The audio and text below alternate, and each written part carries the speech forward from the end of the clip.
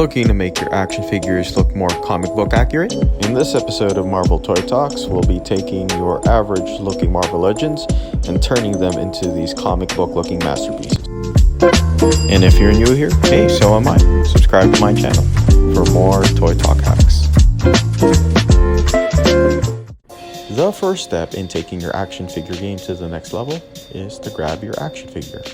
I'm pulling from my Spiderman display and I'm grabbing the Zombie Hunter Spiderman. This is what it looks like new in box. As you can see, the artwork on the side and back of the box have the lines on the suit, much like you see in the comic books. But for whatever reason, when you take the figure out of the box, it doesn't have any of the lines on the suit. So I thought this would be the perfect candidate to add custom line work to it. I also chose this figure because of its relative accessibility. I previously did a video of the Walmart exclusive Spider-Man from the Spider-Man No Way Home, but as of the time of this recording, that has sold out pretty much everywhere, and of course the scalpers are jacking up the price. You can still pick up this Zombie Hunter Spidey for just about, if not even sometimes below retail. He comes with an interchangeable head as well as the cloak of levitation. Obviously, the first thing you'll want to do is to replace the Peter Parker head with the masked Spider-Man head. When you first take the figure out of the box, you might notice that it's a bit difficult to swap heads in and out. That's pretty normal. Just be patient with it and don't force the head on or off because the ball joint that puts the head together can snap off. So just be very careful. So the first thing I'll do when I first get a figure out of the box is to check the articulation. It gives me an idea of just how far I can push the figure when I'm posing it.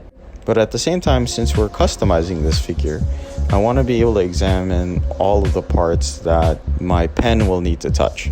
The first thing I actually do before priming or touching my figure with a pen is to loosen the joints of the figure by dropping it in some hot tap water. You'll notice that after just 10 to 15 minutes of leaving your figure in hot water, it's very, very easy to move the figure around and to articulate it. So when it comes time to touch up your figure with a micron pen, you can get in between a lot of the nooks and crannies of your joints. You can already see just how far I can push this figure now. The double jointed elbows and knee bends are really easy to accomplish now.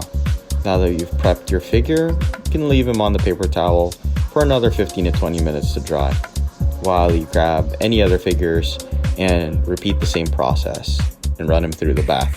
For the second figure, I am using the shocker that just came out on the second wave of the retro Marvel Legends Spider-Man wave.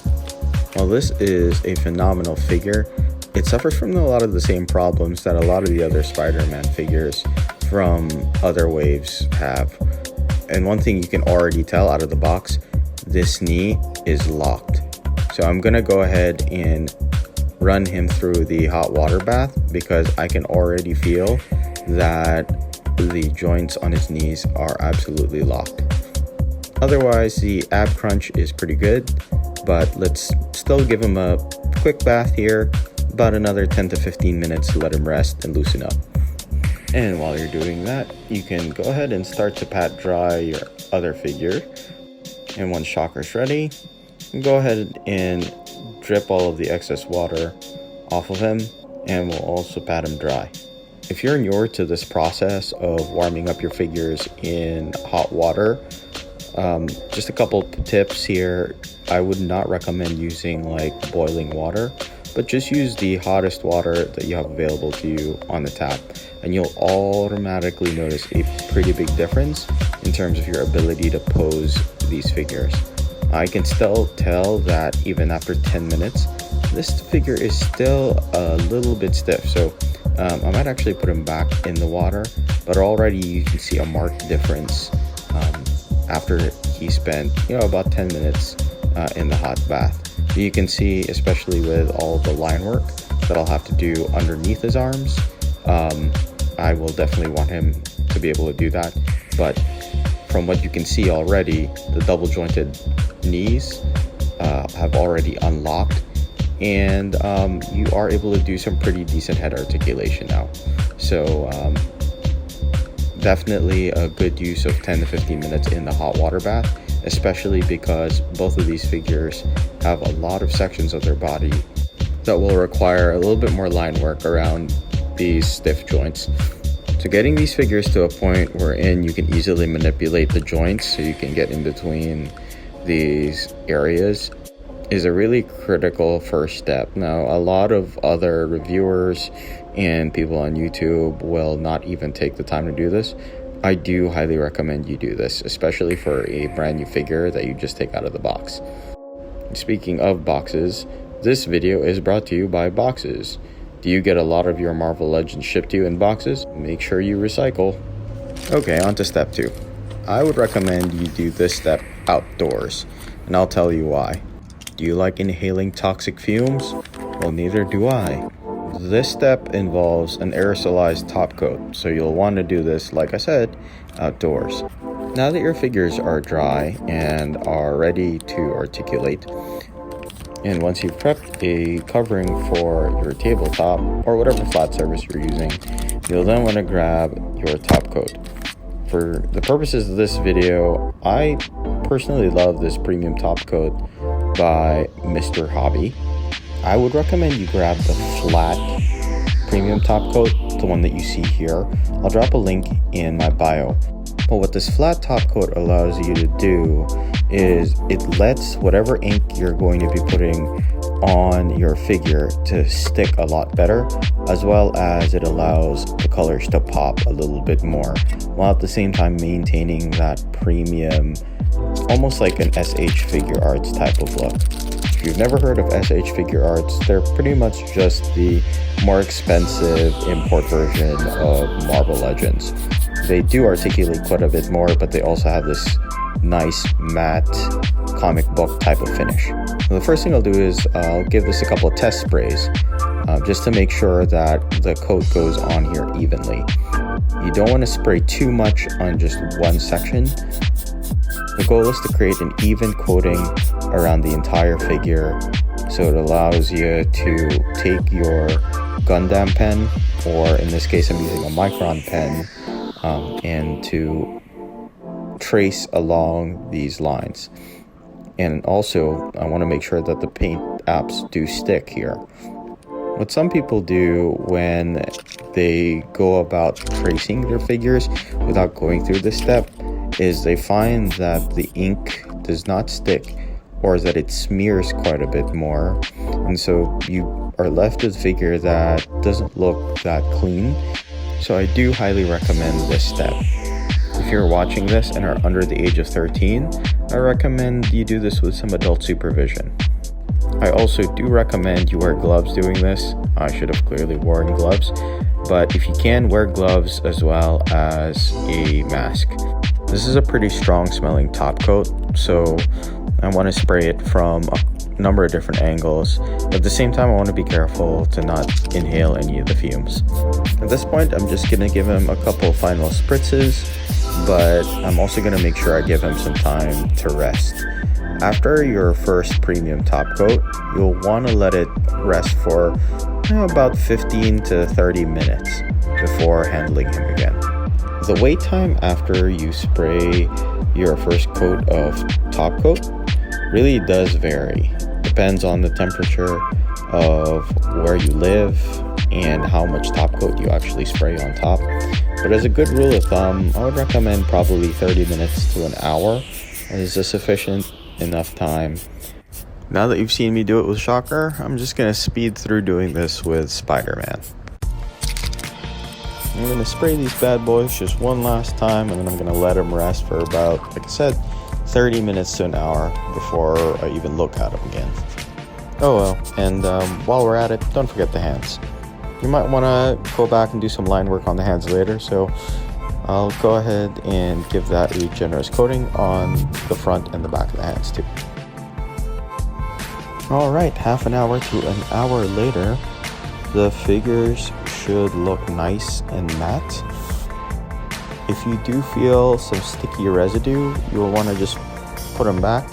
But in this case, I've waited about an hour and I don't feel any leftover residue from the top coat, so I think these are good to go.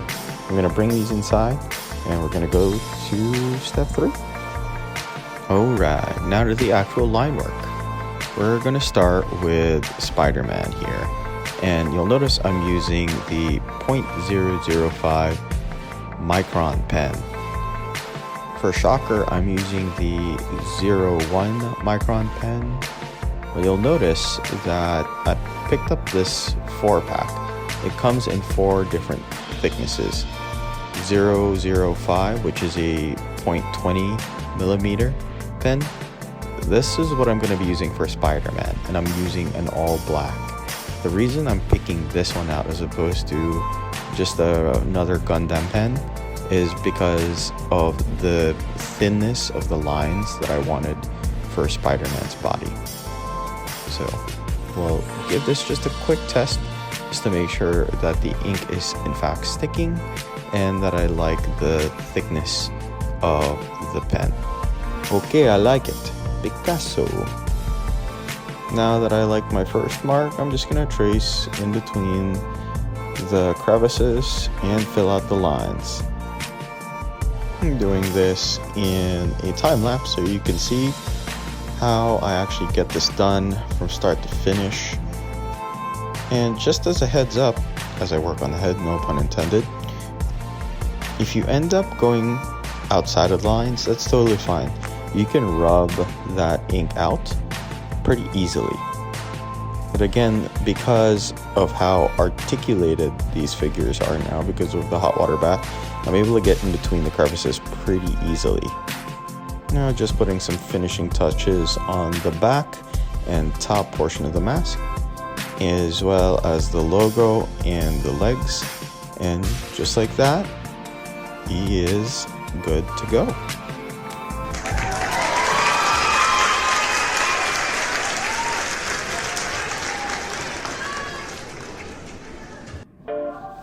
So I'm not sure about you, but I absolutely love how this turned out.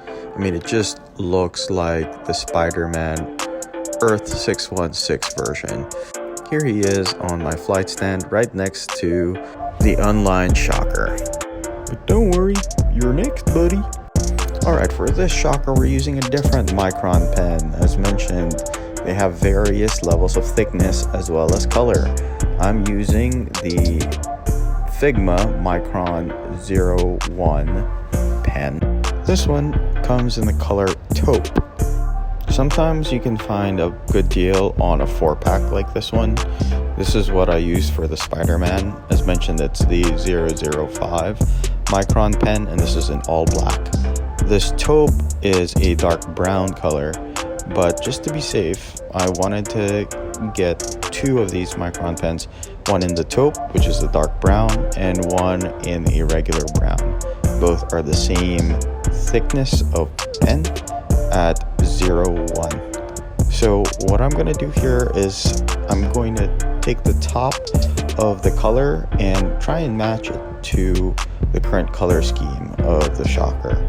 And as you can already tell, I think the lighter brown one looks better than the taupe. So we're going to give that one a shot, and we're going to trace over some of these empty lines with the light brown color in a relatively inconspicuous area. So here we go. As I am testing out this color, and I'm not yet 100% sure if I want to go with the brown or the taupe, I'm going to select a relatively inconspicuous portion of this figure. In this case, it's inner thigh. And I'm going to trace in the exact lines and following that through. I can already tell that it's pretty close to the color of the rest of the figure. So I think I'm going to go ahead and keep this brown. Now from here, you just roll the tape. Now at this point in the video, I realized I probably should not have put Spider-Man on this rotating carousel. Apologies to anyone who's watching this and is currently dizzy from counting how many times Spider-Man has rotated on this base. But it almost looks like he's doing this like awesome web spinning attack. Yeah! And we are done! Look at that cartoon from the 90s. Goodness. Now, I can already hear it in the comment section. It's like, you're gonna be like, the lines don't look like they're fully done. Well, yes, because this is just the first coating. I'm gonna go back and do probably a second, maybe even a third coating to make these lines really pop. But as you can already see, it looks a lot better and more like what you saw in the 90s cartoon version of the Shocker. So what do you think?